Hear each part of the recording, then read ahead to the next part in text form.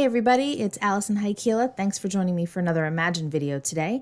I've got the Astral Swirl stencil from A Colorful Life Designs and 3 colors of Radiant Neon pigment inks, and we're going to play with them on black and white cardstock.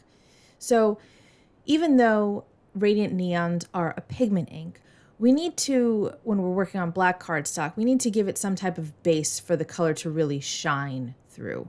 So I'm going to use some Cloud White VersaMagic, which is a chalk ink pad. Love this white, it's really pretty.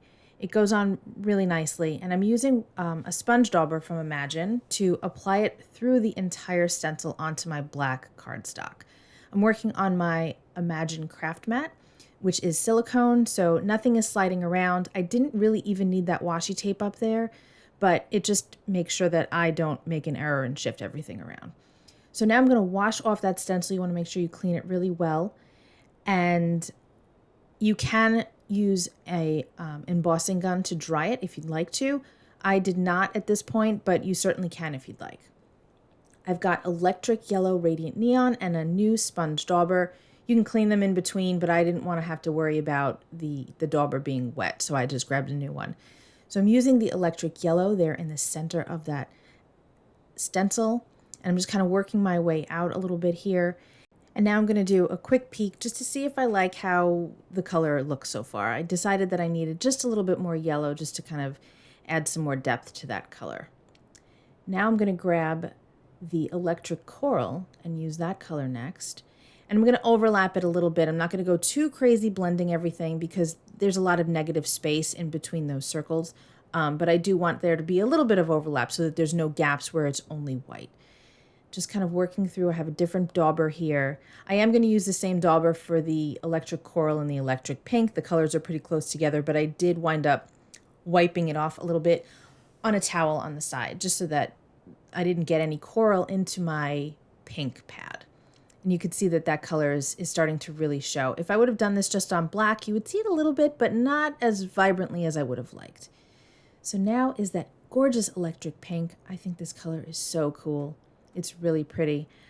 And I didn't want to make you sit through watching the whole thing. So there it is in all of its glory.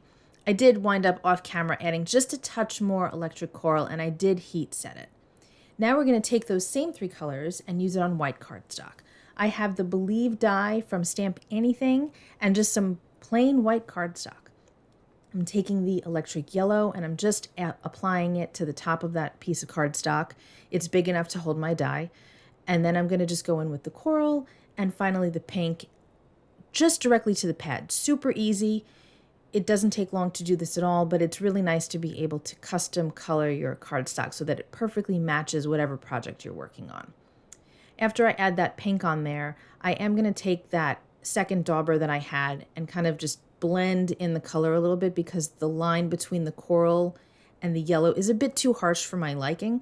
And I didn't want to go back in with the yellow because I didn't want to get that coral color on my yellow pad. So just using the dauber just kind of, blends the colors together just a bit better. And here I'm trying to decide how I want to apply the dye to the paper. I wanted more yellow as opposed to just having it at the very top. So I flipped it over and look at that. Looks really cool. Nice and bright, just like that background.